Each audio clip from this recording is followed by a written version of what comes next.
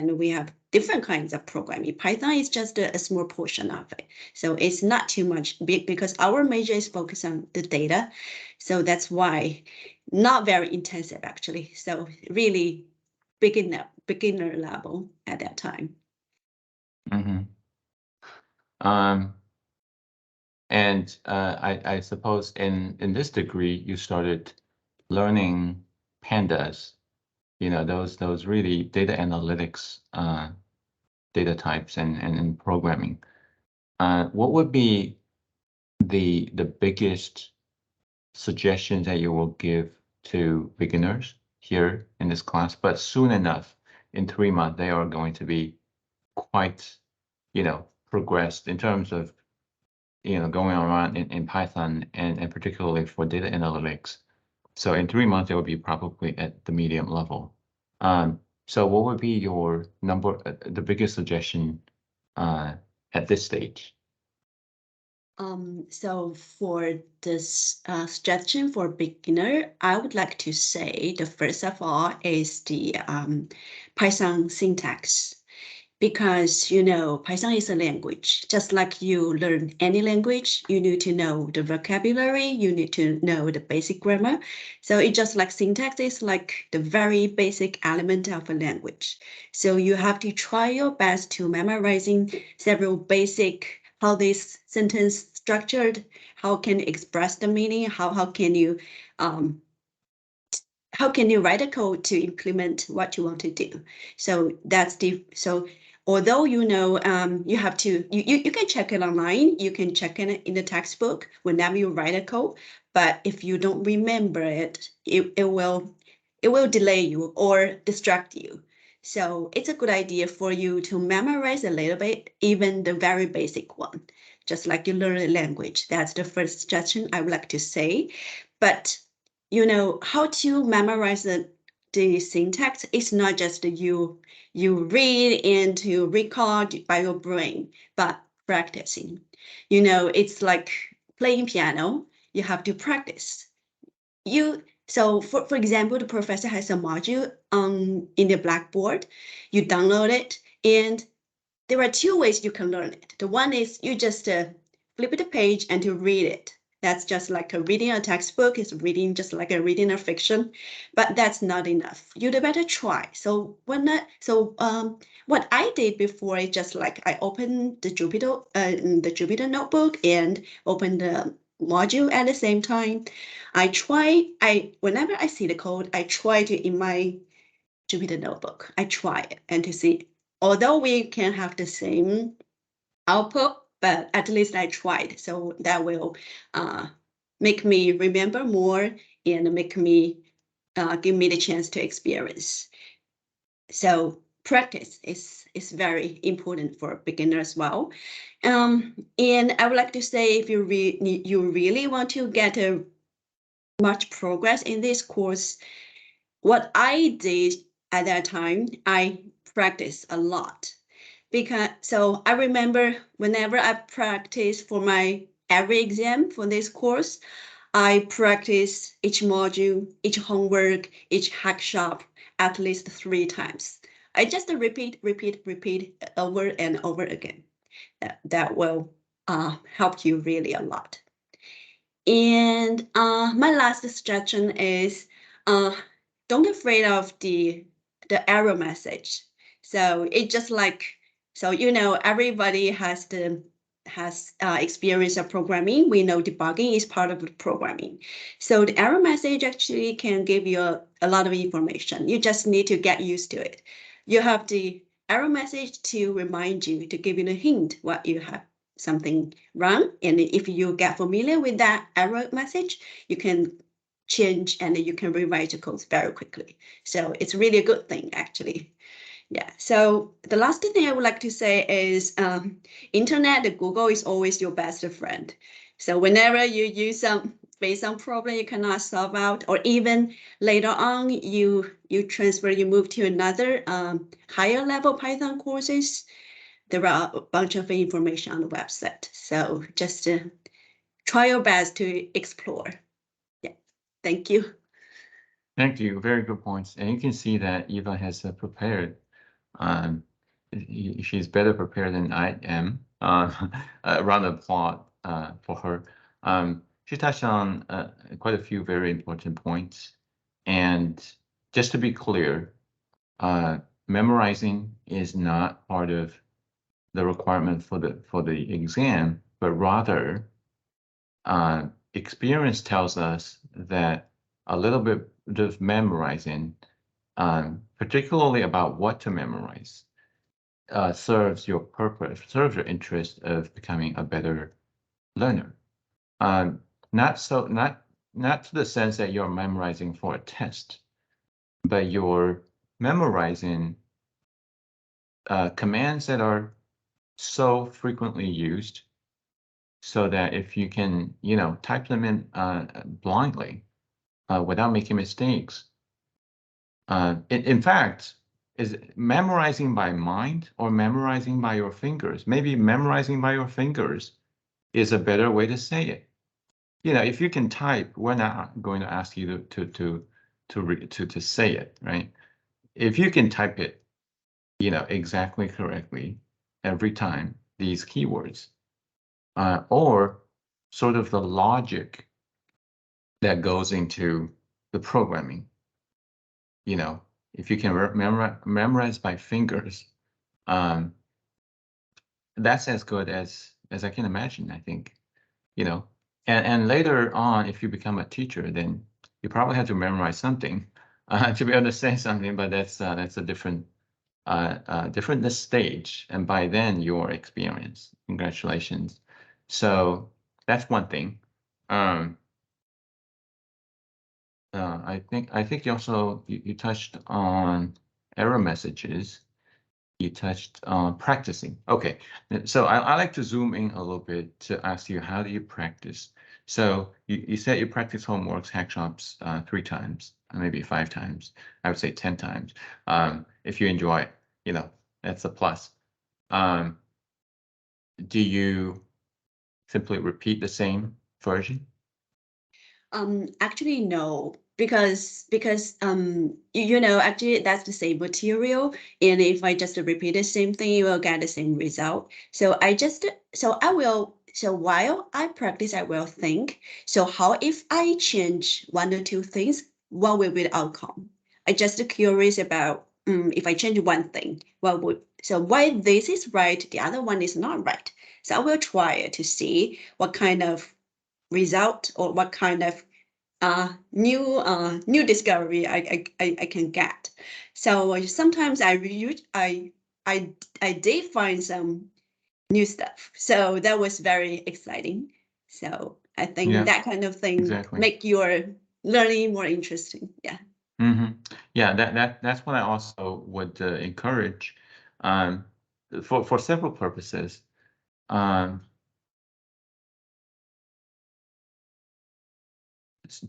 mean, when you practice, you tweak around. Either you tweak around the question, you tweak around the let's say I gave you a list. You change things, but not simply changing the number of elements in the list, but change a number into a string, and maybe something breaks. That makes you think. It's not it's not creating a super challenge that's going to stop you or slow you down, but it's going to create a little bit challenge that makes you think. And as soon as you make sense of the differences and you make sense of the new solution, there's something that's truly yours. It's not something that can be taught. It's something that you explored and you acquired by yourself, and that's a real treasure, you know. And for another purpose, I mean, even practicing the same version helps you be more familiar, but over time, the marginal benefits reduce because you're in a point where you're remembering all these exact questions. And later we'll talk about a concept, which is overfitting. Overfitting is where the model remembers what the data set is about. which cannot be carried over to new situations. If you do the same test over and over, you become more accustomed to this test, doesn't mean you'll do perfectly in the new test, and doing more and more and more every time you do it perfectly later on stops you from thinking, actually, which is the worst thing. You shouldn't stop thinking. You should keep thinking and dealing with new situations as they vary and cover a wide a range of situations. Your skills will improve. And lastly, it all comes down to time. The more you practice, the more time you spend. Not time spent without thinking. Time spent thinking and learning, exploring. There's a saying that to be an expert, you need 10,000 hours in anything that requires skills. So, it boils down to time. And hopefully, all those times you enjoy the process. This is something that you truly enjoy to learn. Then, you have rewards plus the enjoyment. Great. Anything else you want to add, or we can open the floor to questions. Is there any questions? I already see a question, but if somebody would like to talk, go ahead, unmute yourself. If you can turn on your video as well. I'm going to look at the chat.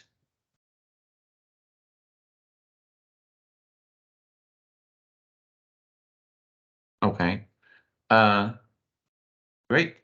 Well, I think Shuwin here in the chat, you're probably not a beginner anymore if you ask that question, which is great. Well, congratulations. There can always be, I guess take another course that's more advanced than this course would be, the number one suggestion I would get. Maybe the engineering school or computer science department, they have some, extension courses. Within Bauer, I'm not aware, but I think this one will serve you well by being enrolled in the other class. I think that's one level up, or at least half level up, the frameworks and methods course. Because over there, you're going to use Python to unpack the machine learning process and to program the logic inside. That is, that's going more advanced in one direction, in the direction of the algorithm. That's the level of coding over there is at least more advanced than here, but not in the way that is wider in terms of how to do visualizations well. This course doesn't cover visualization in a very deep level as compared to manipulations, data manipulations. We will really push you in learning how to manipulate data and the different parts of the data objects, rather than right. So data manipulations you'll learn quite well, but visualizations we don't have as much time to cover just because of the time shortage, and other courses might serve that purpose better. So, we'll teach visualization in one module and stop there. The graph is already good, but there's always more that you can do. So I guess in visualization and those areas, other courses might serve you well, right? So the first stop, the first extension I would always suggest is find a course at UH, better at Bauer, because the support is excellent with the professors and the TAs. But outside, you can always find free materials, but it's hard to say, how much support you can get, other than that you can see some code snippets. But to understand how to use them is another story. That I would stop here. I can go on forever, but I don't want to, spend too much time here. All right, thanks. Great question. Anybody else?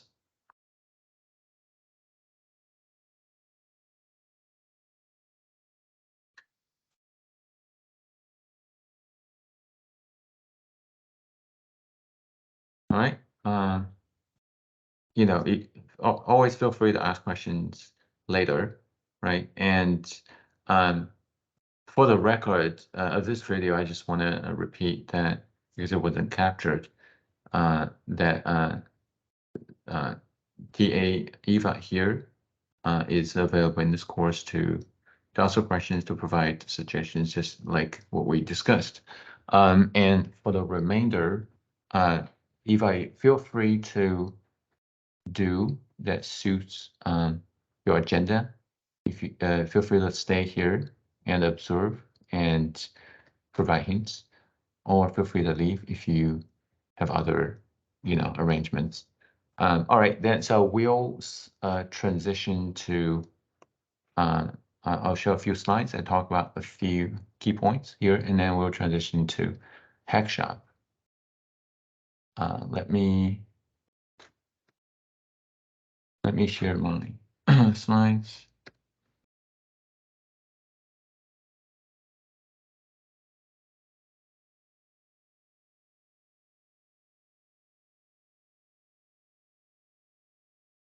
Here. Can you see it, Eva? Okay, great. This is class notes for today. It's very short. Just going to highlight what we're going to do. The focus here, not Hackshop 3, sorry. Let me correct that. Should be 2. Time. The focus today will be Hackshop 2. What we will do is I will walk through every question and then zoom in at different levels, depending on the question, depending on whether, how deep I need to go. You should have plenty of time within the 6 to 9, 3 hours to complete it after I've walked through, to complete it and submit, even by the end of the class. If you need more time to think, to process, for sure, by the end of the day will be okay. Submit it on Blackboard as you would do with the homework 1. But it's under the Hackshop page on Blackboard. And before that, before I go into Hackshop 2, the questions, I'll highlight a few things about the very basic but very, very important objects or skills or maneuvers, including, if needed, I can go through indexing one more time, but I would say the video on Blackboard about indexing, slicing is, I guess, it is a complete holistic review of how to do it. But of course, we can discuss how to understand it in other aspects. And heads homework 1 grading will start or has started, and will be ready probably in less than a week, in about a week, right? Okay. Now, so the first basic point, key point here is the range function. You started learning about range function last week, I think, and hopefully you have finished Hackshop 2. And the first part of Hackshop 2, other than the slideshow package, in 2.1, hopefully you learned about the range function and tried a few things. Trying, as Eva said, and I would suggest as well, trying is very important. That's why I call it Hackshop. What is Hackshop? Is a space and time where you do hacking. We hack around and to test the limits of the programming, to test different scenarios so that you understand them. because the space, the programming space is fixed. You know, how do you learn? You just test different possibilities based on a fundamental understanding. So here I like to stress a fundamental understanding. In terms of the range function, it takes possibly three parameters. Typically step is most often omitted. That leaves two parameters. It takes the start and the stop. And assuming the step is 1. If you need to specify a step value other than 1, then you can provide, you have to provide the step. And in that case, you have to provide start. Sometimes we only provide one parameter, like range parentheses 5. That gives me between 0 and 4, including 4. 0, 1, 2, 3, 4.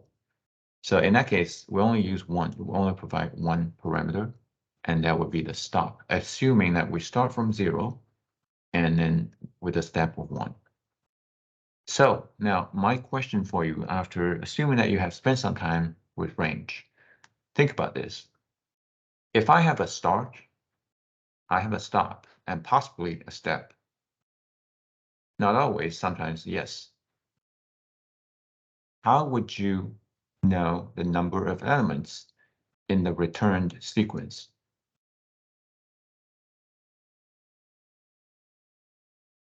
Have you thought about that? Do you have a good way, or have you never thought about, and you're curious? Is there a universal method to know that? Later, I'll talk about why knowing this is important in the first place, but let's focus on that. Let's say range parentheses 5. And I think I can write something here. Let me try.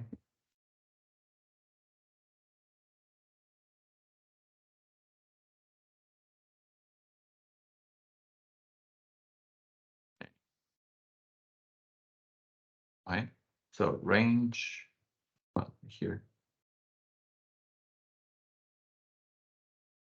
Range 5.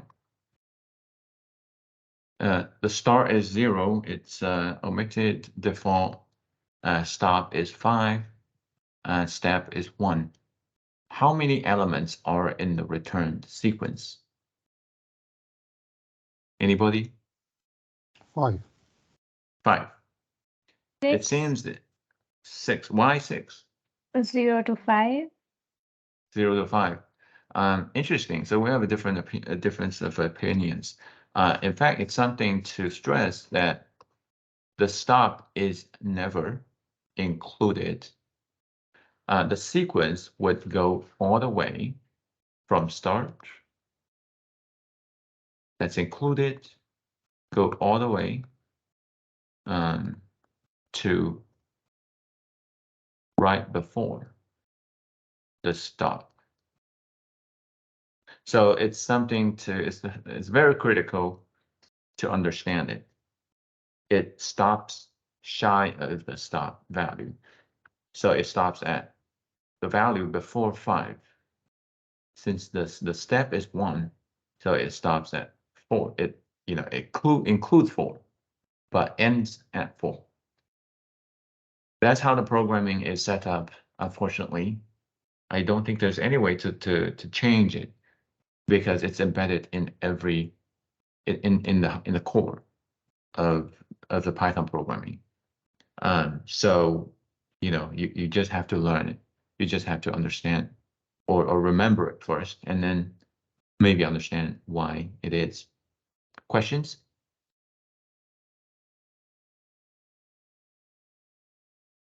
So yeah, in total 5 in this case. So it seems that the number of elements has something to do with the stop. In another case, range, let's say 2, and then 5, assuming a step of 1. How many elements are there? 3. 3. 3. 3, that would be 2, 4. 3, and 4.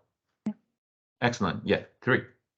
So obviously, without changing the stop, if I change the starting point, the number of elements, to make it complete here, the number of elements, which means there are 5, and here there are only 3. The number of elements depend on the starting point. So, it's intuitive to see how these two factors would change the number of elements you get. What about step? Now let's focus on the same example. Range. Is the 2, universal? but this time. Sorry. Say it again. Is the universal equation stop minus start over step? There is, yes. You are, honey, you are obviously a little bit advanced. Let me complete this example to, so that everybody sees it. Now this time I'll change 5. No, never be sorry. Let's make it 8. A little bit more challenging, but then this time with a step of 2. Now this one's a little tricky because what about 8? How many elements and what are they? Now I'm just going to start with 2. With a step of 2, it's going to be 4, 6, and anything else? 8. 8 should not be included. Be careful because 8 is the stop. So it should stop. The last possible value should be 6, or you can say 7, but 7 is not possible with the step. So 8 is not allowed. Kicked out. 8 by being here as a stop is not included. So in this case, there are only 3. So with the different stop parameter, but with a different step, I get the same number of elements. So is there a universal function or formula to calculate? I think Hani already said, but may not be complete. Let me clear these, or let me go to the next. So there is a universal function, but let me clear the notes here.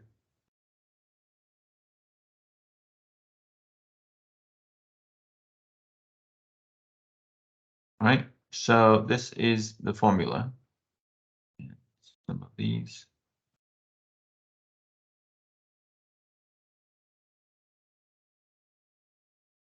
Okay. All right, so you would use the 3 parameters. If step is omitted, then you don't need that. But if there's only 1 parameter provided, then assuming the start is 0, and you can also omit that. So the number of elements returned in the sequence by using range follows this formula. It will take the difference between stop and start, intuitive, but then divide it by step.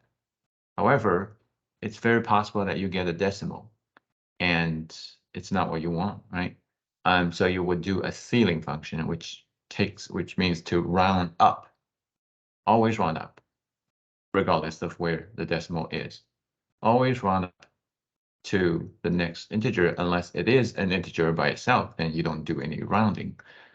And then let's use the previous example, range 5, with a start of 0 and step of 1. We can eliminate that. We get stop 5.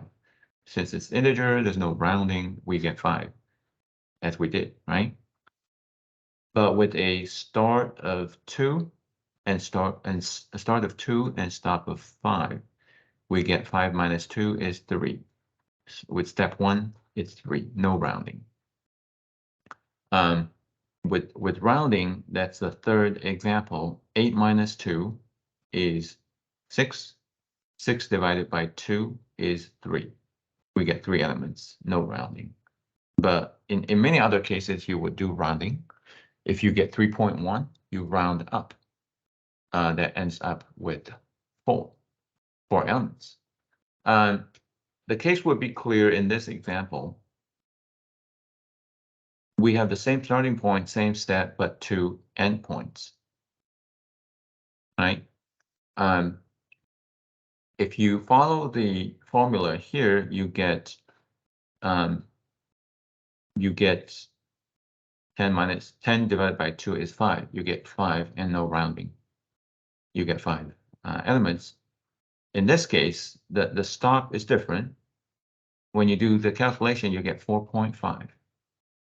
You still round up. You get 5 elements, right? Because even though 9 is not included, 8 is still. In here, 10, although 10 is a stop, 10 is not included. So the previous eligible number is 8. You get the same sequence without having the same parameters. And this is basically explained here.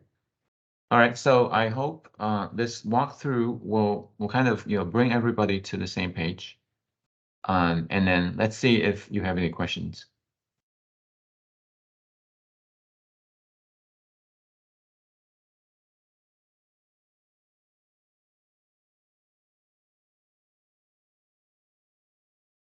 No questions? It's useful to know that step can be negative. In the case of a negative step, the sequence goes, reverse direction from positive to decreasing manner.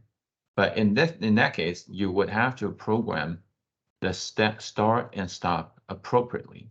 You cannot provide a stop that's bigger than start, but then provide a step which is negative. It will complain, which makes sense, right? Because in that case, it's an infinite. It's unresolvable by the program. All right, I think that's good. Let's go to the next. Slicing. Think of slicing. I'll quickly talk about this, but then we can see that in action in the codes. This one I previously didn't talk about in previous semesters, and probably Eva will find it interesting and useful as well. So slice in many ways is similar to range in logic. Here is how range works. Range provides a sequence. What does slice do? Slice provides a anchor, a way of anchoring the positions to select different elements of a sequence. Hopefully that makes sense. I just realized it's kind of convoluting. But anyway, you would specify slice in a different way as you specify range. But there are two ways. You can specify slice the way that you provide that you specify range, or you can simply get rid of the slice function name, but then simply go ahead and use 2 : 1 optional to construct the same thing. These two return the exact same thing to you, but the use case of slice is you would provide it to select different to select elements at different positions of a sequence. The slice object tells the sequence which positions to extract the elements, and this becomes very useful as we start to deal with matrices and data frames, or at least one-dimensional array or series when we talk about the one single column of objects. I want to select beginning with the second position with a gap of 5 elements and all the way to the end. I can use a slicing object to do that. So, and then we'll see more in Hackshop to some of the questions. So that is all I plan to do, is to start with the key points. Any questions? If else, we'll head over to Hackshop 2. So you might want to open your Jupyter Notebook page, and then we'll start over there.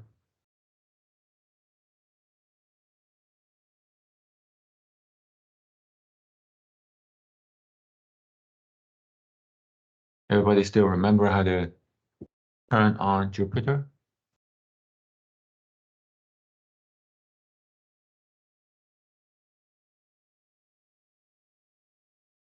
Okay. So can anybody give me a thumb up or wave if you can see the My Jupyter Notebook session?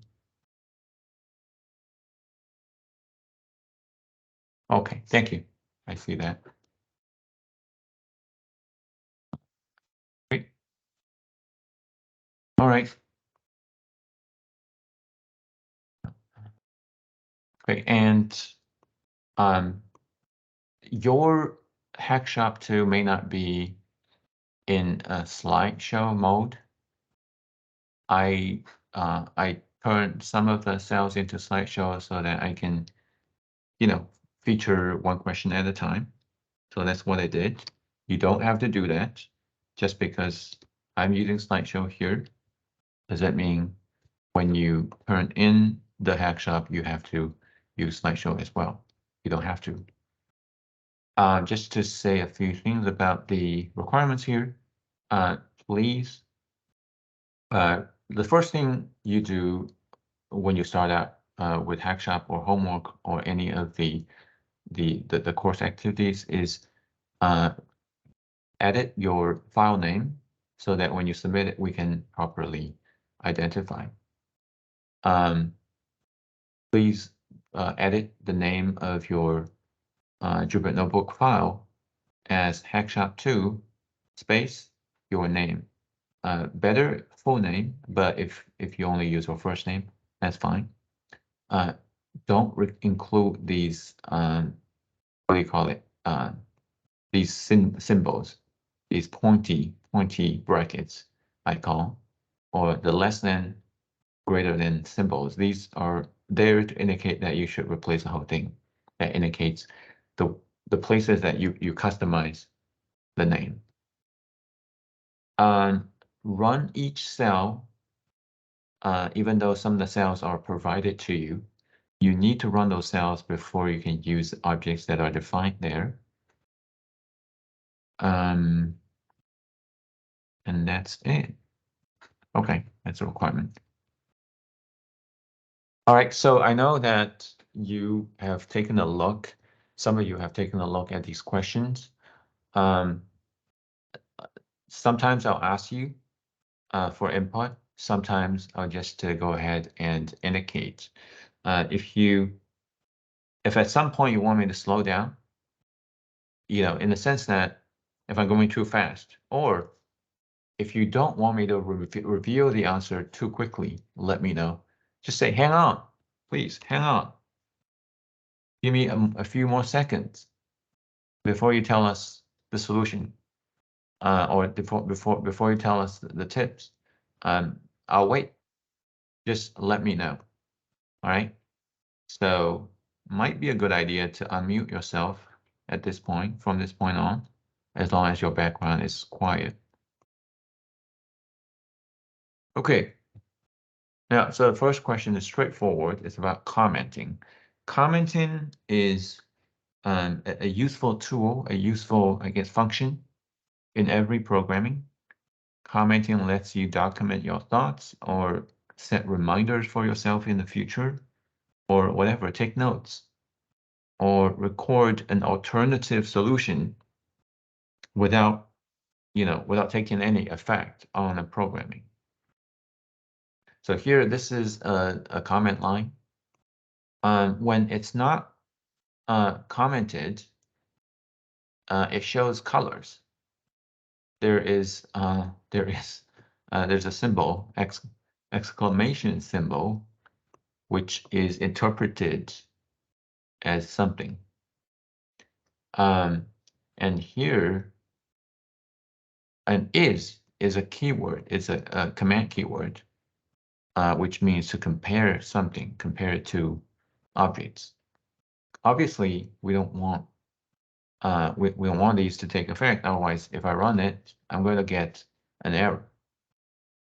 The line goes somewhat well until it sees an A object. It didn't even say A is not defined. It says invalid syntax. So you don't want that to happen if it's a comment line, right? How to comment out? Anybody quickly? Hashtag. Hashtag at the beginning. Yes. Yes. All right. So that's one. I mean, the most straightforward way. Now let me give you a few tips. I'm just going to create another line here, and to copy this word. To make it quicker, there's a shortcut here, which is by default, which is Control/. Slash is the key beside Shift, the right shift. If you hit Control/ at the same time, it comments out. If you hit it again, it removes the comment. So you can repeatedly do this. You can also highlight multiple lines and then do it at once, right? So so what you can do is you can write comments as if it's comments without commenting, and then after you finish, highlight them all, hit the keyword combination, and finish the job. I think that would be all for this small point. Let's move on. How do you test if this object string1 is string? Or the best solution here would be to write a function that returns yes or true. It is a string, because you're testing whether or not it is string. A somewhat less optimal solution would be to get the type and then read and understand what the output is. So how would you do? Is instance. Is instance. Is instance, exactly. Now, for all the demonstration here, I'm going to insert, or maybe I'll just do it here. But if I need to insert cells, I'm going to insert above it instead of below it, because it goes to the next slide, which is not easy for me to show. So it doesn't mean you should do the same. I'm doing this just because I'm in a slideshow. All right. If you need to add more cells in your solution, add it below it, not above. Okay. Anyway, so is instance exactly when you have the right command keyword, the color changes. That's your indication that you're on the right track. All right. So when I run it, it doesn't work for me. What's going on? It should be a comma and then str. That's right. I should judge it, evaluate against a specific kind. That's right. So I'm testing whether or not it's the string. You can also use int, integer, or float if you're comparing that to that type, but here it's string. It still gives me error. What's going on? You first need to run that first cell. You must run this first cell first. Exactly. This is something that beginners tend to, miss, but for the right reason, because, it's not easy to notice sometimes. But I would encourage you to remember the type of error message here. It's name error. It's about the name. The name here is string1. To Python, in this session, string1 makes 0 sense. I don't know what string1 is. You're trying to use it in some way, but I don't know what string1 is. you have to tell me what it is. So the pattern of this error message is name error something or name something is not defined. When you see that in the future, you probably will see it over and over. Hopefully not too much, but to the point that it's annoying. But even if you're on track, sometimes it breaks like that. When you see name something is not defined, look for that new thing that it's complaining about and carefully examine your previous cells and see if that thing is either I forgot to define it here, or there's a typo, right? If I run that and run this one, it's not going to complain. But if I do it like this, it's going to complain again because string 11 is not defined. So in this case, it is because of typo. You didn't intend to use to indicate string 1, but somehow you made a typo. So, these are possible scenarios that you'll get an error code. All right, very well. Any questions on this point? I think we're good. All right, next question. I think it's straightforward, right? To import any package, you use import and then say the package name.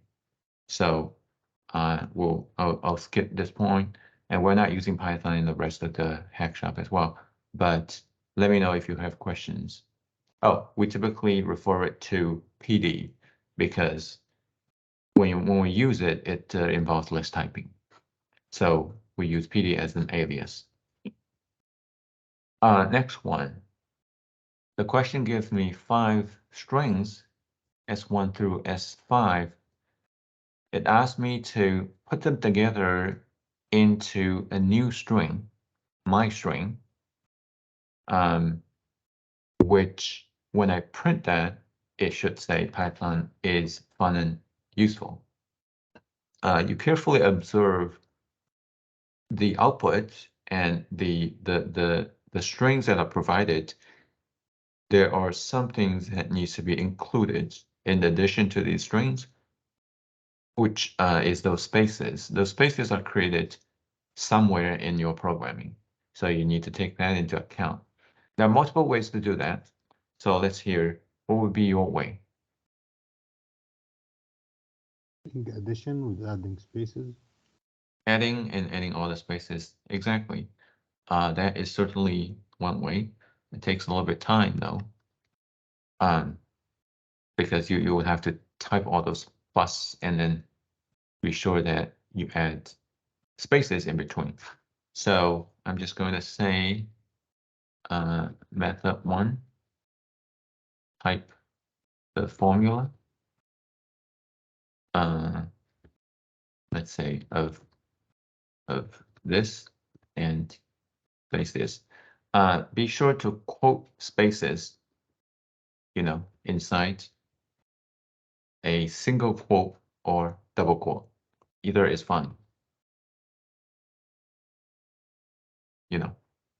Either is fine, just use them consistently. That's one way. What else? What else are you aware of?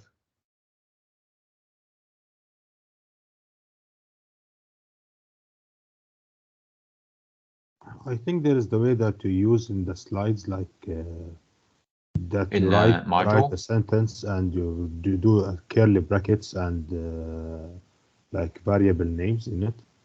Oh, I see. So are you talking about You write you a mean normal string and curly you add, brackets? yeah, 0 and 1, and you then add format something like the variable name. Oh, okay. So that is the print format. Okay, so let me demonstrate this. So let's use a question mark to examine, is this a method 2? Sometime it's just about time that something like this will emerge. You have learned list, right? So somebody would put it into a list.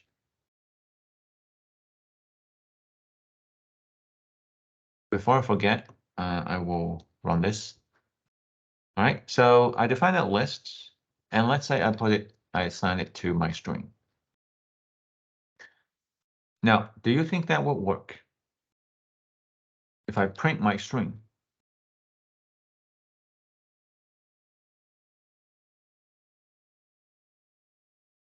Do you think it will work? I think we need to add space as well, like S1 space, comma, S2 space, comma, likewise. Interesting, interesting. So let me add one space here, and just for contrast purposes, you'll see what happens if I continue to add spaces. But adding one space makes it clear. And let's just run it. So this is what we get when we print a list. Professor, I mean to say S1 space, comma. S1. Yeah. Space. Give some space. Yeah, comma. Likewise, we have to do like comma. S2 okay. space. Yeah. Good. Let's try.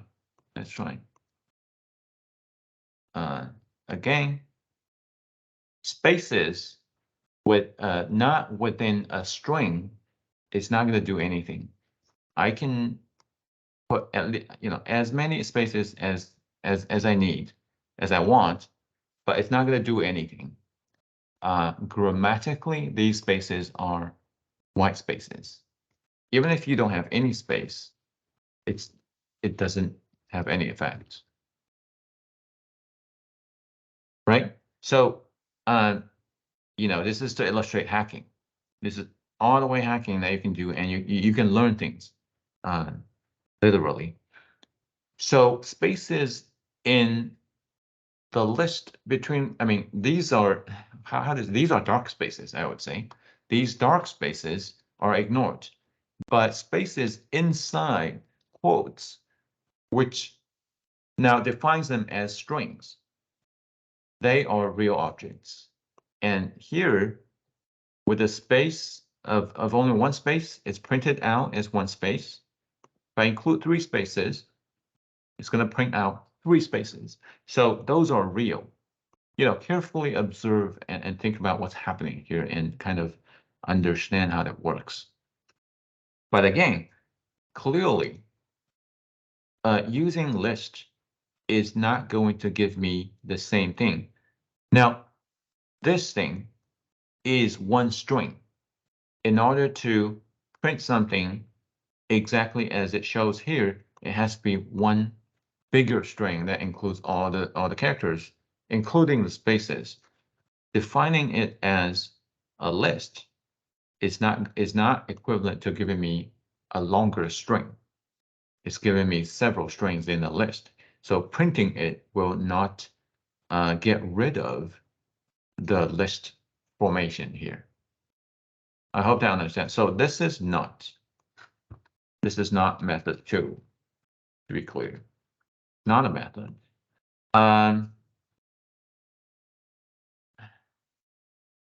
But something that will give me the same, at least something that looks exactly the same, is when I just print. So take a look. When I print S1, S2, I'm just going to copy here, save some time. S1, 2, 3, 4, 5. With spaces, without spaces, including more spaces, doesn't change the actual outcome here. So let's take a look. I get the same thing. As if I defined a longer string, which reads like that. But to be clear, this is, although it looks like it's giving me the right output, it's not a correct method here, because I would need to have this, my string. I'm not getting a string. You cannot assign print to my string, because, so here, it as if it is my string, but let's see. If I do this, right, I assign the print outcome as if I'm assigning the print outcome, but I'm not actually. I'm assigning the print status actually. It's hard to explain, but if you try to look at this, there's nothing there. You know, keep running, there's nothing there. It is only referring to the status of running this command line, which is success. If it's success, it's silent. All right, so it's just a little bit over scope, out of scope. But here, this is not a solution as well. So, you know, the most straightforward and the most standard way is to use plus to put them together. Let me put them explicitly. S1 plus space plus S2 plus space plus S3 and so on. If I define it like that and I print, let me make it smaller so that you can see. If I print my string, you know, it's the way I define it with spaces in between. Now, these spaces inside the quotes are real spaces that will be included in the strings. And you know that you have learned that you can use plus sign as operator, as operand to glue strings together to make it a longer string. Strings are somewhat like lists. You can use the plus operand to glue lists together as well. So with string, you can even use some of the methods that come with string, but they're still fundamentally different. The use cases are somewhat different, somewhat similar. The use cases are somewhat similar. The two are still different. All right. I'll stop here. This would be the standard way. Later in the future, we can introduce some of the more advanced functions or maneuvers. But so far, so good. Any questions?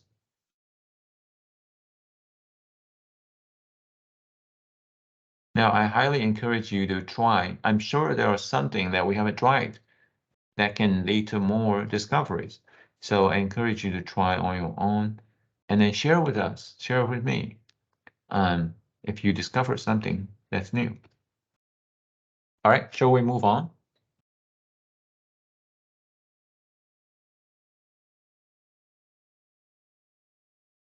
Sorry, I can't see if, let's see. Yes. Okay, thank you. It'll be helpful if you verbally answer me, but great. All right, next one. Python programming is case insensitive. Is it true or false? This is a no-brainer question. Hopefully everybody at this point understands that when it comes to syntax, it is case sensitive. Right? Different from other languages. Few languages are case sensitive. Few languages are case insensitive, but SQL is one exception. SQL is not case sensitive. Interestingly. All right. This question. I have two objects, S11 and S12. That's 11 and 12. They look like they are two numbers. When I add them up, they should add up to 10, I believe, if I only take the numbers to add up. But if you carefully observe, let me enlarge it, zoom in. If you carefully observe, the first object is a string, the second one is a floating point. It's a numeric, it's a decimal. What if you put them together simply? So let me run this, and if I do this, is it going to work? What will happen? And how to fix it? Go ahead. Change the string to the floating and the plus S12. Select Okay. same type of the data. Convert S11 Yes, convert. Yeah. to the same type as Yes. the other one. How would you do that? like a float S11 plus S12. That's it. Well, great. That is the casting function. Use the command keyword for the type of the data type as a function to cast the type of object. And after converting, both becomes decimal, and then you should get 10. Correct answer. Use this to correct. I think that's all. You don't have to print. You don't have to assign it to something else. That would be all. That would be the way that you would go. Any other way to do that? Not really. You know, except that you can switch around the order. It doesn't matter. Yeah. Otherwise, that's all. For this question, we know that tuple, once it's defined, let's say a tuple is a sequence, similarly as a list, but with different properties. A tuple, once defined, it cannot be modified. Let's say we have tuple A, where tuple A is defined with 3 elements, A, B, and C. We cannot remove B and change tuple A to A and C. The only thing we can do is reassign a new tuple to the same name, and then the old tuple would disappear in memory, or get lost in memory actually. So you cannot literally modify and then retain the same data object. So if that's the case, that property is immutable versus mutable, which is list. You can remove an element and retain the same data object. If tuple is immutable and cannot be changed, then can we add 2 tuples together?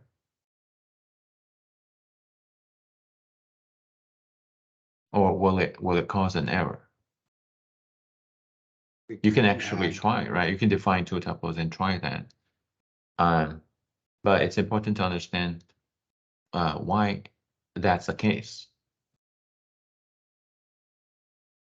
You know, not so much in a very technical point, but you know, just to understand why it does not violate the property. So, anybody say something?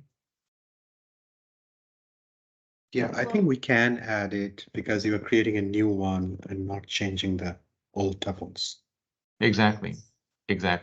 And even if you assign it back to tuple A, you are not, you know, you're not changing the length of it. You're completely overriding the tuple with that name, and that would make a new tuple, although it looks like it's the same name. But in computer memory, it's a completely separate location. All right, so I hope we're clear. It's false. It will not create an error. You can actually add them up. You can, but you are creating a new tuple. That's what happens. Yeah, and also this is why tuple doesn't have those methods that we have for list. For list, we can extend, we can append. You know, there's some difference between those two. The module talks about it, but tuple doesn't have these. Tuple is very lean objects. It simply provides a way to quickly assemble something and then use it, and later you can forget about it. So that's the use case for tuple. All right. Now this one might be a little tricky. It's the print and print or making string sequences that are long. How to print these in one command? Let's say in one command, easily. Well, there are some ways that you can make it complex and then print the same thing as it looks like here, but that would be too cumbersome. Sorry. Go ahead. So the 3 quotations. You use the quotation marks 3 times? Yeah, exactly. I'm going to have to add it above it. Right. When you start hitting the quotations, it will give you a pair. If you keep hitting it, it will overwrite the closing one. As you type more, it's going to give you a pair of triple quotes, right? And so you nailed it.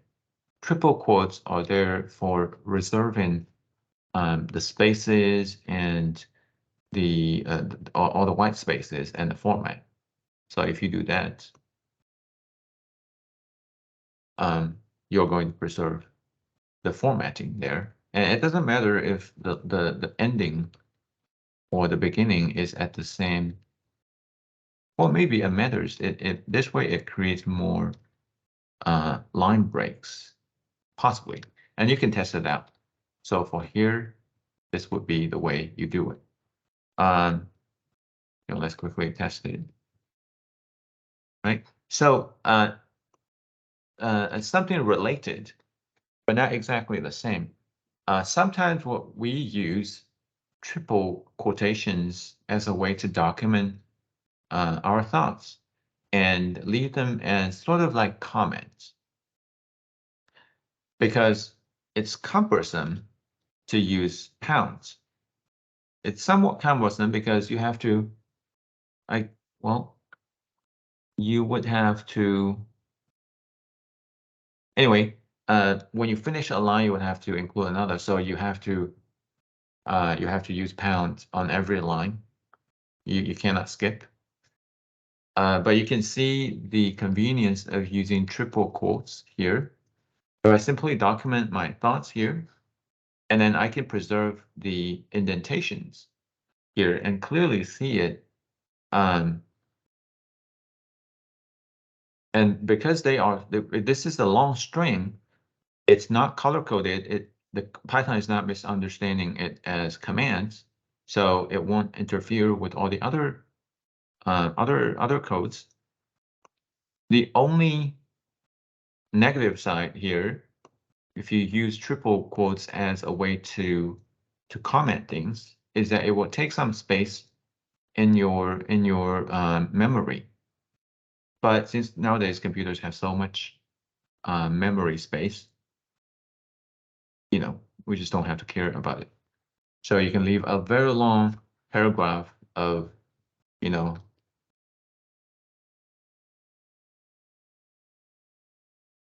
long paragraphs or many paragraphs of thoughts, leave it in the program. It's going to run when you run the cell. It looks like it's returning something here, but if you include it in a longer cell that has other programs, let's include something in the before it and after it. So I have a start, I have an end, and I have a long string in between. I didn't comment out. I treat it as a comment. If I run it, program will ignore it just because it's a long string. You didn't tell it to do anything else. So sometimes we use that as a way to comment. All right, hopefully that makes sense. And let's go to the next. If else. If you're familiar with if else somewhere else in other languages like C#, I think Hani had much experience with different programming, then you wouldn't have too much problem here, other than sometimes the different languages have different symbols. Python doesn't have end of line symbol in general, but in the case of conditional commands, you would need comma to indicate the condition. So remember, the if else have conditions. If else have conditions, they have comma at the end of the unindented line. And then in Python, we need indentation when within the blocks, right? So indentations are indicated here. Don't forget the comma after each condition. And I'm thinking you don't have too much problem, so I'm not going to like work out completely. But do let me know in the end if you have specific questions about if-else conditional clause. All right. So we'll move on to this question. This question is interesting to me personally, because a lot of times we need to, I mean, within a complex program, you know, such as collecting data from the internet. I collect data, I collect a lot of data from internet, and I need to anticipate the outcome. So sometimes I grab something from the web page. I need to make sure that it's the right type. So there are two data types. There's a Boolean type, true and false, which is logical, and few, and then there are integers. Let's say there are integers, there are decimals, there are strings, and of all the other types other than Boolean, few of the values are, if you were to convert those values into Boolean, few would be converted to false. Everything else is true. Do you remember what is interpreted as false? Zero. Say it again. Number 0. Number 0. Exactly. If we convert number 0 to Boolean, it's interpreted as false. Anything else is true, and even 0.1. So comes the question: Boolean 0 is true. Is it true? Is it converted to true, or is it converted to false? Like here.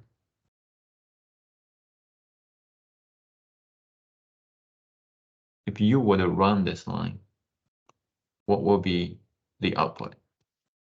Is it true because 0 is considered as a string? Yeah, here. Exactly. You know, carefully observe that this is not number 0, but this is string 0. Any string is interpreted as true. I think even an empty string. Let's try. No, empty string is not. So that's another exception here. Another value that I found that is interpreted as false. But you know, anything else is interpreted as true. So number 0 and empty strings. These are the two so far that is interpreted as false. All right, so this question is true because it's truthful. All right, let's move on. Here, note that this is L2, not 1, 2. Variables do not start with numbers.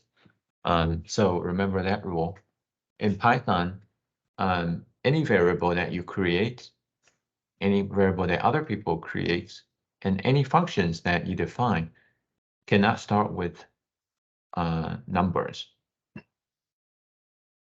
This is L2 because it's a list.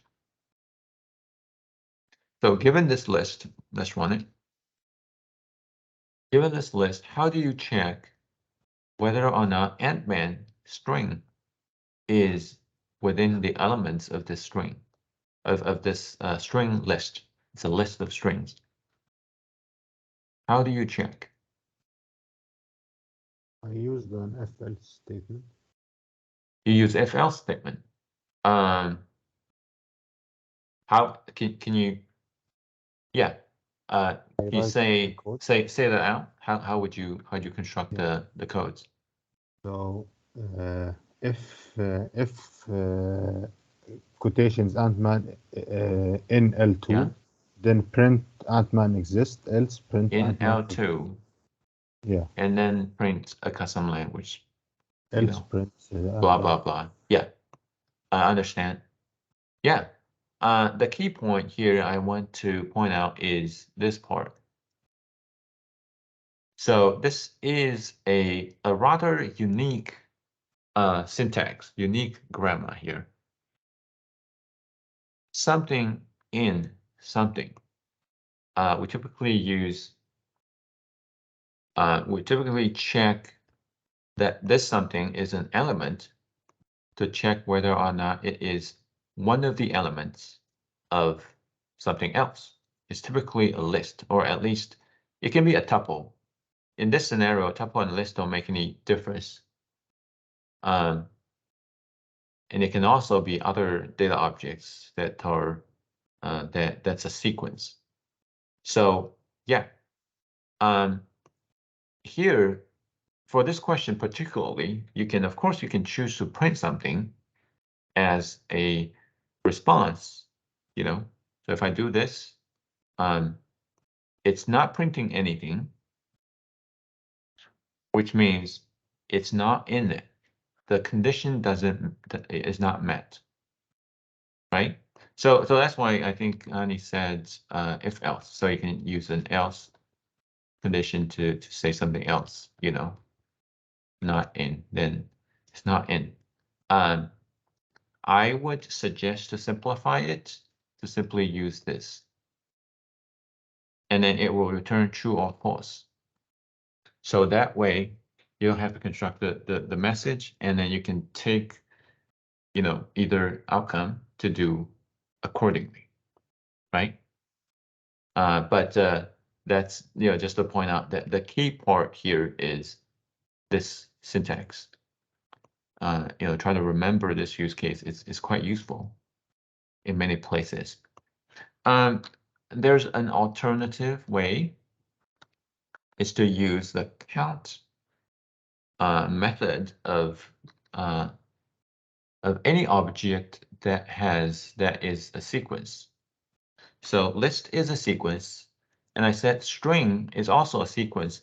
So string object has a count method. You can also use the count method for lists. So if we call out the count, and then I provide the ntman as an element, it will tell me how many ntmans are there, possibly 0, right? So this is another way to do, but overall, I like this method better because it gives me true or false. If the only thing I care about is whether or not ntman is one of the elements, I do not care how many times it might appear. Right? In that case, I only care about true or false. But if you care about how many times and you suspect there are multiple times that something appears in the list, you would prefer to use count. Hopefully that makes sense. Any questions before I keep going? Good, great. Here, it's a string, then we'll use a count method. You know, the way it works is very similar to how I just used it on lists. But here there's a trick part here. Count how many times the P appears, both uppercase and lowercase, meaning to combine or to add them up. How many times in total the letter P, regardless of a case, appears in this sentence? What would be your your logic of the solution to approach this? I convert the whole string to lowercase and then count the number of P. Great. That would be the I would say the best, the optimal logic in solving this problem. Alternative way is to count both positive and negative not to count upper and lower case separately and then add them together. It will give you the same result. But I consider converting cases to be a better solution here. How would you convert the cases? So I just first of all I define a new string. Assign That's to great.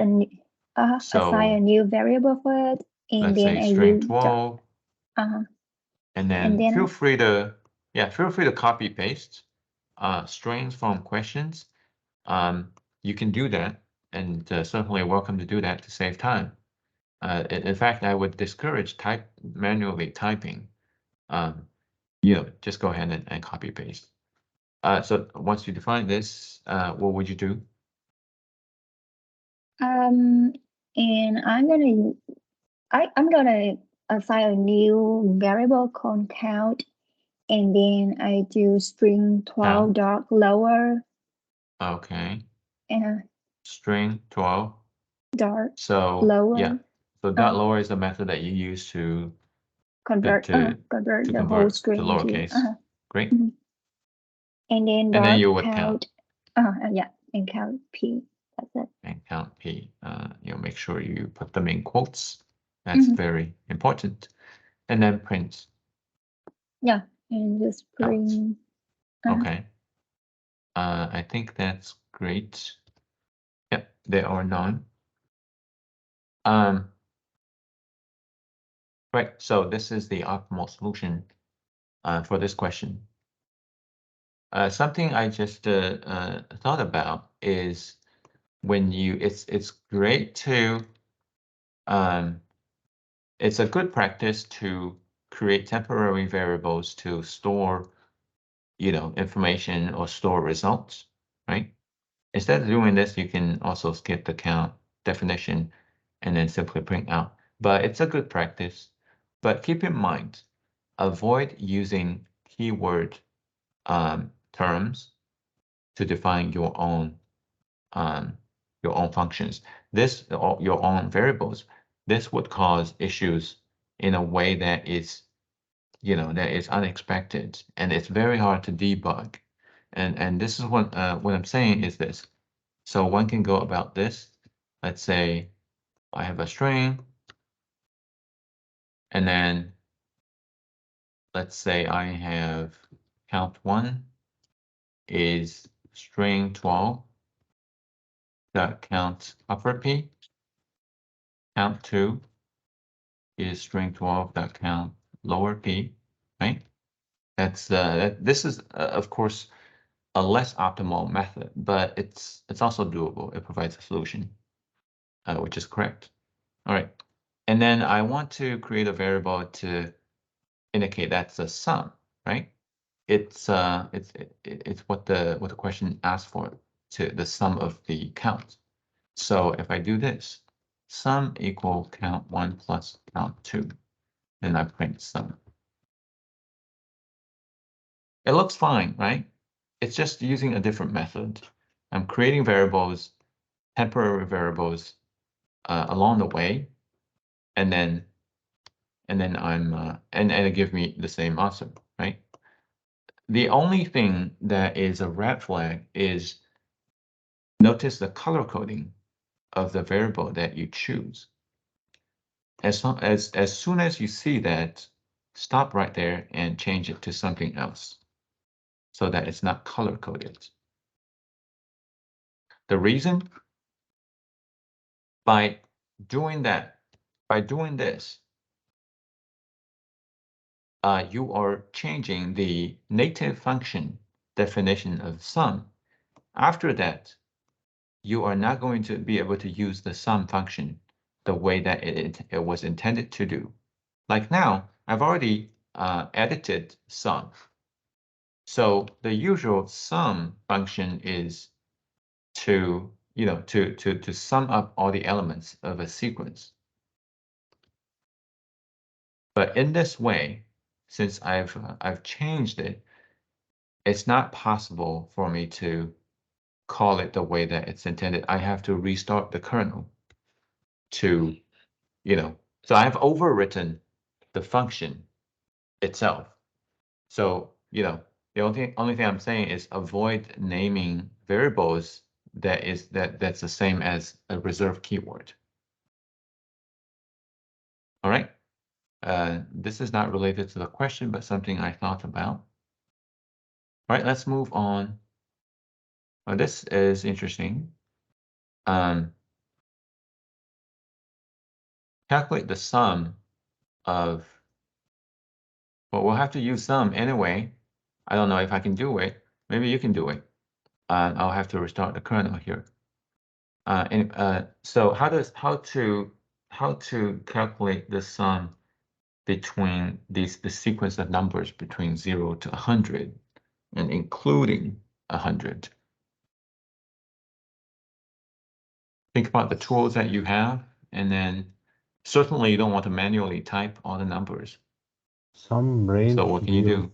1. You use range, right? We talked about range is a very useful function to construct a sequence the way that you want that follows a pattern. Here, what's the start? Let me ask you. If you 0. use a range function to get the sequence, the start is 0. What would be the stop? 101. 101. All right. Some would disagree here right away, but carefully think about why it should be 101. We talked about that the sequence will stop right before the stop parameter. If we want to include 100, we have to specify a stop that's bigger than 100, right? So 101 is the next in line. And then we can omit the step, but the step would be one to be explicit. So this sequence would give me 101 numbers, and then you would use sum to get the total of this sequence. Right, so this would be the way you would do it. Although I will get an error because of the previous mistake I made, right? I showed you. I think you can run. All of you should be able to run this. Tell me if you can run this.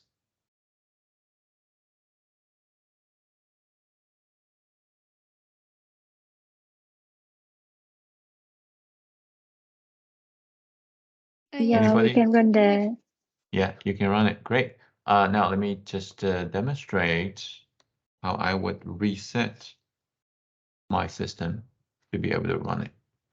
So what I would do is I would go to kernel, restart kernel, as if I'm running a new session. And then I'll come back to here.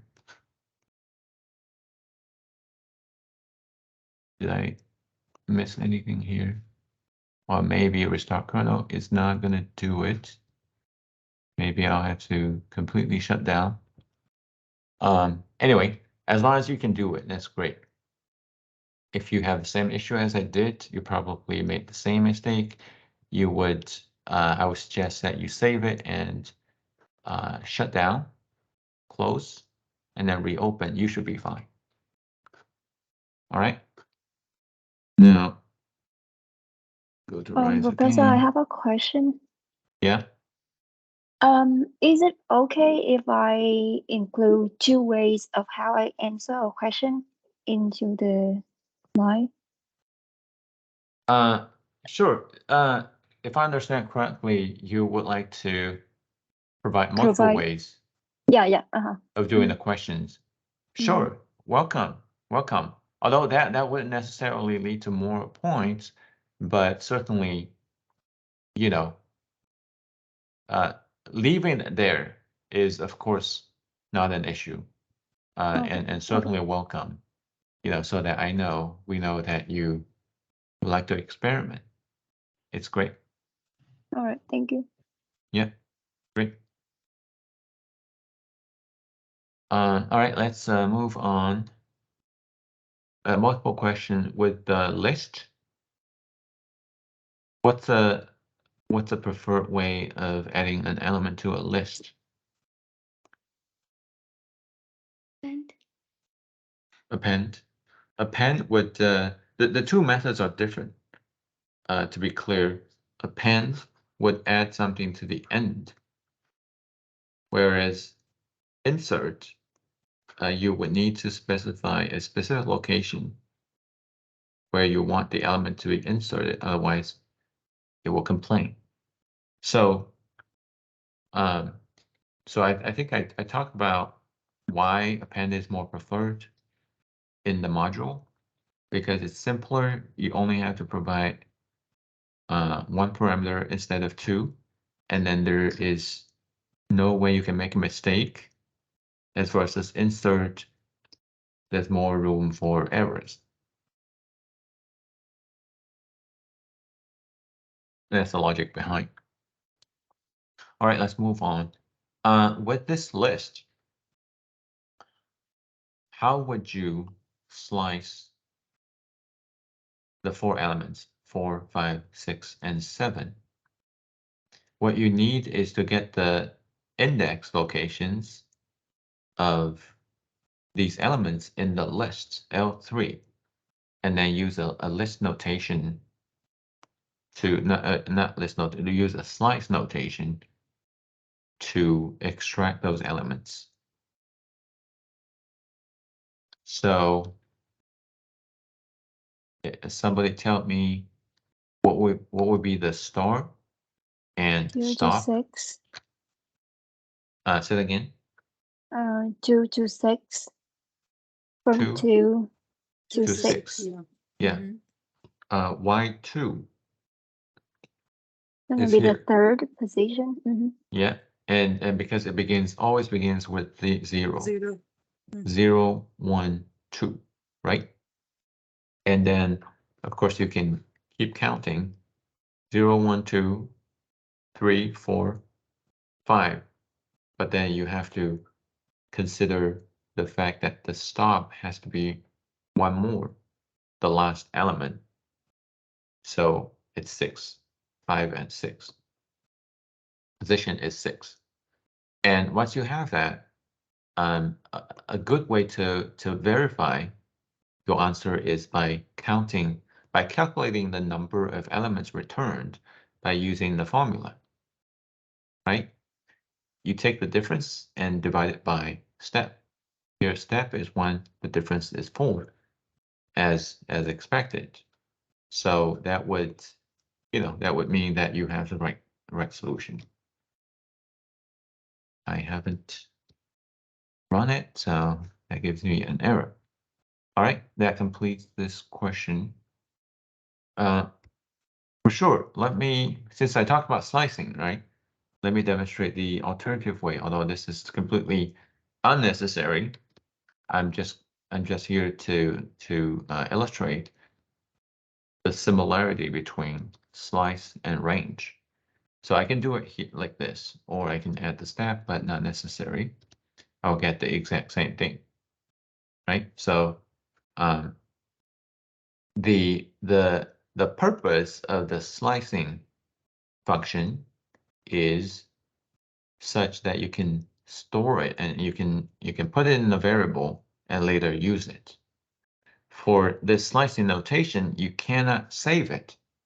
You cannot simply say, I want my slicing equal to 2, 6. It doesn't work. It doesn't let you store. But what you can do is you can save the slicing object, and then later you can use it on a different list, so you can reuse it. That's why there is such a method for you. All right, hopefully that makes sense. Let's move on here. Dictionary. This is where you would use the curly braces. Earlier, Connie mentioned you can use curly braces to format a print string. Those are different scenarios. The printing format is, well, curly braces, maybe going a little bit out of outside scope here. Curly braces is used in strings to indicate some executable programs. such as in the F string. You'll start to see more and more F strings that I use in the examples. F string lets you embed variables in strings that runs on a line, that runs online when the string is executed. So you can put dynamic things in there, somewhat like a meta variable or like a macro thing variable, if you're familiar with Excel or other languages. So that's one use case. Here, it's more straightforward. It's dictionary. When you define a dictionary is somewhat similar to a JSON object, if you're familiar with that, where it's a key value pair type of object. So you use curly braces to define dictionaries. So here, my dictionary has two elements. Each element is a key value pair. So here you need to understand how dictionary is defined. Neither the key nor the value has to be strings. It can be any data object that you need, as long as you specify them correctly. However, if you miss the quotes for the strings, you'll get an error, right? Just to talk about different scenarios. Any questions about this dictionary question? I'm just going to define one here. So I can copy paste, but be sure to add quotations. So this is my dictionary. And then if I print this object, I'll get that. And if I want to print the value of the first for the only key here, I would use square brackets to extract to query the value by providing a key here. So by providing Superman, I get a definition of the Superman as a second output. And later in the next question, you will use this same notation to add a new key value pair. The way you extract the way you query an existing value and you create a new value is the same. Interestingly, this makes it easy to use for dictionaries, and especially JSON objects in HTML. It's very useful. So the next question asks you to query Superman. I just did. The next question asks you to create a Spider-Man. Now, what it do is to query Spider-Man as if it exists, but if it doesn't exist, you simply provide the definition, right? And then it will create that new key value pair in the dictionary. What if Spider-Man already exists? What will this do instead? Say if there is, It will reassign a value. It will overwrite the value. Yeah. It will replace it. Yep. So once I do that, let's take a look at my entire dictionary. I have two key value pairs here. Now this is not your expected output. Yours should have 3, right? I only added 2 for illustration, but your answer should have 3. Spider-Man, what else? Ant-Man, Batman, and and Superman. Question? Professor, can you go back to question 17? Question, yeah. No, the one with the solution. 16. Thank you. Yeah. Yes, I have a question. Yes. So I got an error while running the second print. This I'm one? not, yes, I'm not sure why. Okay, that's your opportunity to learn. Great. So let's try different things. Make sure you have pairs of brackets, you know, make sure they're complete, and make sure you have square brackets instead of parentheses in the center. And also make sure that you have capitalized the S for Superman.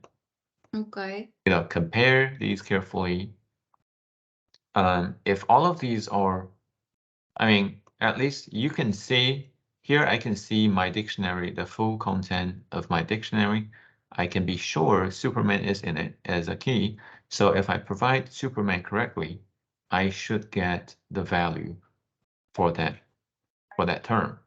Yes, the Right? value it's in my dictionary already. Just whenever I'm trying to run the second one, it looks like it, and the error that I get, it's set object is not subscribable. Cryptable. Okay. Interesting. Yeah. I'll So try my again. suggestion, spend a little more time to try to, you know, I would say if you have a basic understanding of dictionary and how that works, how to query the value by a key, then review your syntax again. Carefully think about what might be wrong, and then try to debug it. Chances are that you might be able to fix it. And I would like you to have that opportunity to fix it yourself before I intervene and tell you what's wrong. Right? So spend a few minutes here and try. You know, feel free to at some point stop, and then later in just a few minutes after we have gone through all the questions, we'll be done, and then I'll be able to help you individually if you still need help. Okay, right? Make sense? you. Yeah, sure. Be persistent, because all these time and effort spent here will have benefits. Professor. All right, hopefully you'll figure that out. Yeah? Sorry, just wanted to confirm, do we need to submit the hack shop by 9 p.m. by the end of the class, or are we gonna get some extra time to work on, probably issues we run into? Oh, sure, yeah. So my original thought is that I would be able to finish all the questions by 7:30 and running over time a little bit. So, as I said, 9 o'clock is not a hard deadline. It's preferable, and it's actually, it's a way to kind of push you a little bit and be more focused, but it's totally understandable if you need more time. So by the end of the day, it's all fine. Okay. So even if Blackboard says 9 o'clock is just ignore that if you need more time. Yeah, no worries whatsoever. Thank you. Sure. Right. So the last two questions. Question 19 asks you to make a custom function. Now, we will not do it too often in this course, but knowing how to do it, always serve the future a little bit better. In the other class, we'll use a little bit more, but still not too much. So here you get an opportunity to practice, and then in the other class, in the frameworks and methods, you have another opportunity to practice it as well. All right. If you remember the syntax for creating function, you will start with the command keyword func. Is it func define? Not func. It's def. Okay. There you go. Color coding, always helpful. So define your function name. It's blue, and then provide optional inputs, parameters. If not, then leave it blank. Don't forget about the comma, and then it will indent for you. And then, do your programming. And then optional, return false. It's optional because some functions don't return anything. Some functions may just print something or just do something in the background. But here we want to return this function, right? Return this formula. But then if that's the case, then all the variables here need to be defined as input or somewhere in the code. So here, all of these are inputs. We will assume A, B, and C following that order. And that's it. That is that will be my function. Let me be truthful to the question. So that would be my question. Of course, you can make it more perfect, right? You can do a few checking. You want to make sure A, B, and C are all integers or at least numbers. And there are ways to check, right? Think about is instance. But those are beyond the scope. Those are not required here.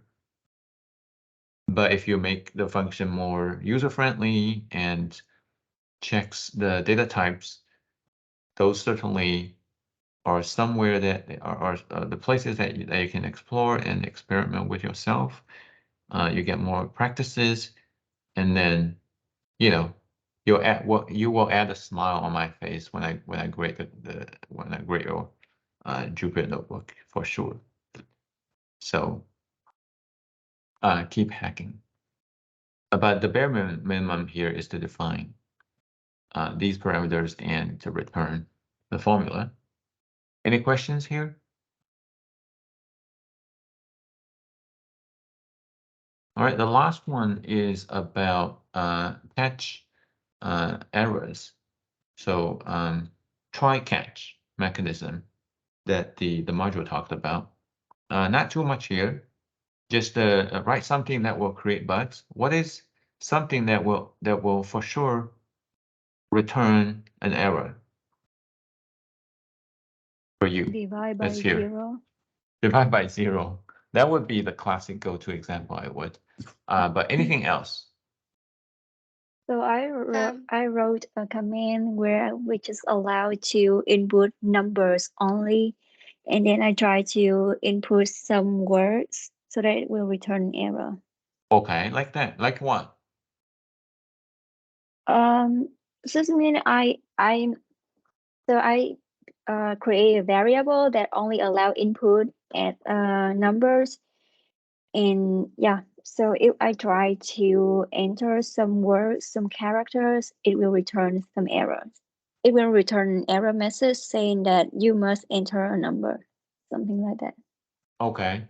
Do you mean you create a function? Yeah, but I did, yeah, I did try, and then for example, I say number and then equal input, enter a number and then print that number. So except bring error, you must enter some number. So when I run it, it will ask me to enter a number. And then, for example, I try to enter my name or something, it's gonna send back an error saying that you must enter a number. Okay, I see. So you use the input function. Mm-hmm. The input function input function. will, Input function. yeah, input function asks for, will give you a prompt, Mm-hmm. prompt, something like that. And then when I run it, it will ask me for something. This is perhaps something new to many in this class. But input is maybe one of the classic functions you would learn if you learn Python basics elsewhere, not for data. But for Python programming and application development, you would probably learn the input function. So this is what it is.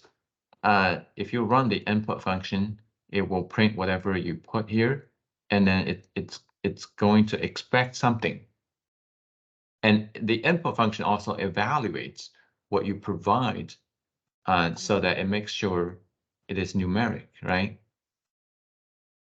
So if I give 1 to ABC, it doesn't have to be ABC. Okay, so somewhere you will have to make sure that the code breaks if you use input, right? And then, right, and then you use try catch. Great. at least you know the try-catch mechanism. Try except. Anybody else? Any interesting? We'll have time for one more. I cheated from question 6, so I've added a string and a number, and I added them, so I get a type error. Okay, so you add the string and the number. Yeah. It creates an error. Great.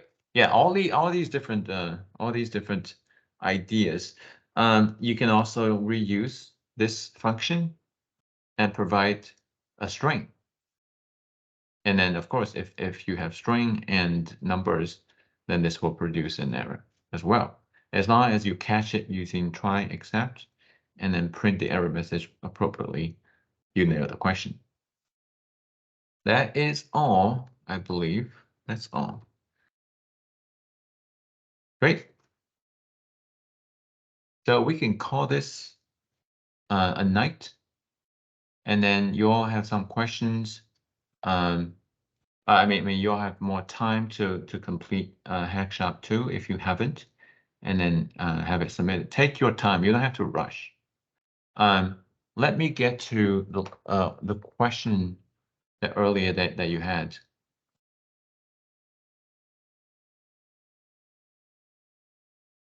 Oh, okay. I'm looking at the questions in the chat. Oh, sorry, I didn't see the quick break. The quick break request, and now feel free to take a break now, and then but be sure to submit your Hackshop 2 after you finish. Right. Chuan provided another method for question, one of the early questions, question 5, I guess, to combining the strings. All the good ones. Look at the chats. There are some good ideas. All right.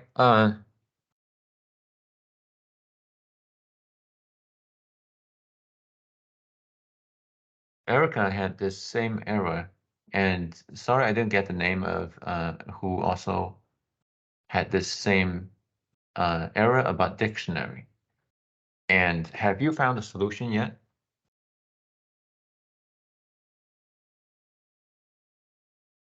No, not yet. Okay.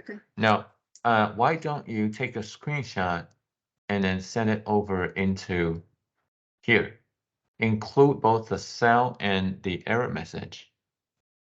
Take a screenshot and post it to the chat, and let's all take a look. Okay. And Erica, if you can do the same, I appreciate it. And Jessica has a question. So you can take. Yeah. Certainly, the 9 o'clock deadline is not a hard deadline.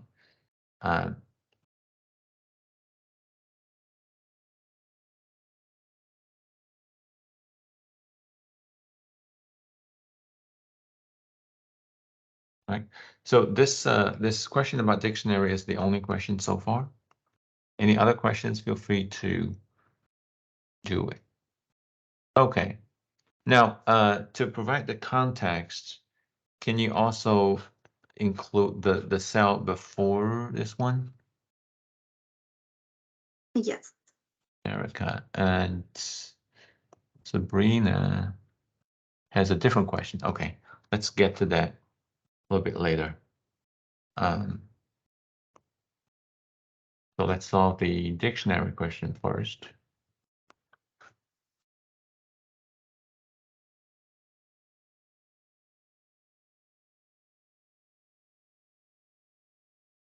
All right. If you're interested, everybody take a look and see what might be wrong here. So we have a dictionary. Okay. I see. It is where it's a cell 74 that has an issue. Take a close look. Take a very close look and see where it might be wrong in the way that the dictionary is defined. And this is where the Python is confused about the set concept. We talked about set in the module, Did we talk about set in the module? Maybe we didn't, because it's a data object that is a little fancier, a little more complex, and unnecessary at the point. So either I didn't include it, or I included very very quickly and didn't zoom into. Amy provides a tip here. In your dictionary definition, the format is not exactly correct. So remember, a dictionary definition has key value pair. If both the key and value are strings, you would need string quotations around each of them. You also need the column to be outside the strings. Right now, your column is inside the string, as if it's a long string, instead of a key value pair. So, follow these tips to try to debug and then see if that will fix your problem. Rerun the cell 74 and make sure it's successful before you run the one below. The only change that you need is to cell 74. Yeah. Okay, I see. Yeah. Thank you. You see it, right? Yes. Great. I'm glad everybody is able to help. Super. Yes, thank you. Okay. Sure. Jessica, not Jessica, sorry. Sabrina has another question here. If everybody take a look. So we have a list L3 trying to slice integer object. It's not subscriptable.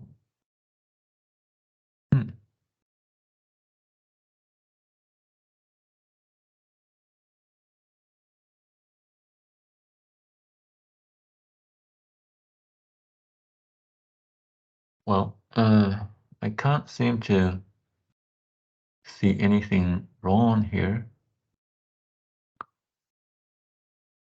I think she used the 13, not L. That's correct. Sabrina. I see it. Yeah, I see yeah. it. It's an L13, not a 1-3. Right. Okay, right. thank That's you. a quick one. Great. Very good. Very nice. Any other questions?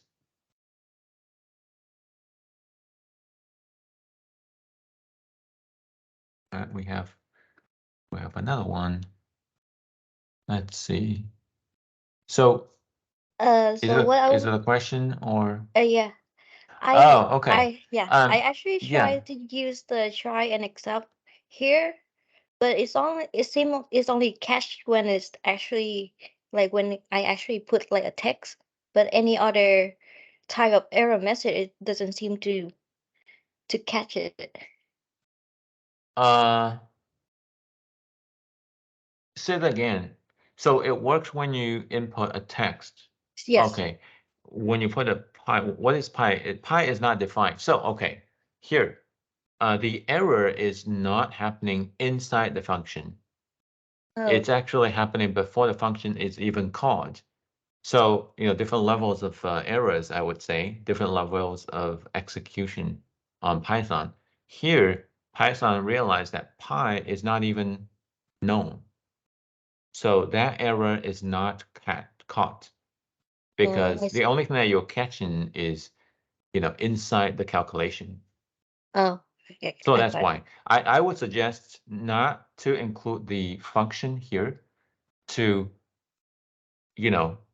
so what I'm trying to say is something like this.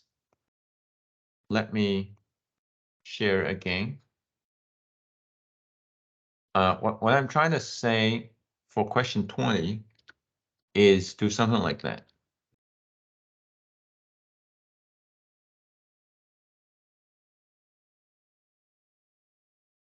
Instead of putting the try except as part of the function definition, what I'm saying is just simply use the function in a way that's incorrect. Sorry. These two should be numbers. That's fine. But the A part, a literal string, will break the function, right? the function will not work because it expects numbers in order to perform the calculation. So in this case,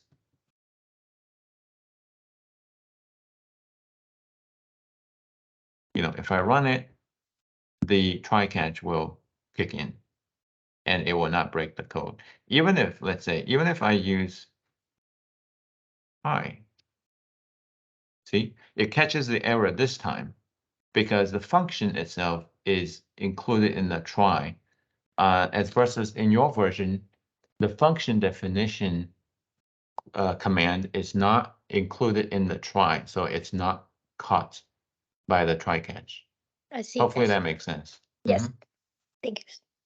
Sure. All right. Any other questions? So to be sure, I'll be here. I mean, not be here. I'll be in front of my computer. I'll be monitoring Teams. So even if you run into issues, you need to ask me, send me, as well as Eva, sent me in the group chat. Better include screenshots like that just now. When we see when we see the screenshots, our brain kicks in, and when we see the descriptions, it doesn't work that way very quickly. So you get it. Providing short screenshots is the best way to ask for help on coding.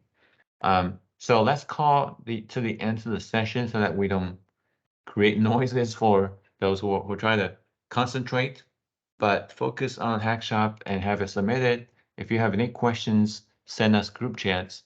We'll help you. All right. Thank you, So Professor. let's get back to work. If not, you have completed. Have a great night. I have a question, Professor, about the other course. Tomorrow Let's chat. Let's chat Sorry. individually to not take time here. So yeah, let's chat outside. All right. No, don't be sorry. I'll send you a message, or feel free to send a message separately. Okay. See you all tonight, and just let me know if you have questions when you're completing the Hackshop 2. All right. Recording will start at this point.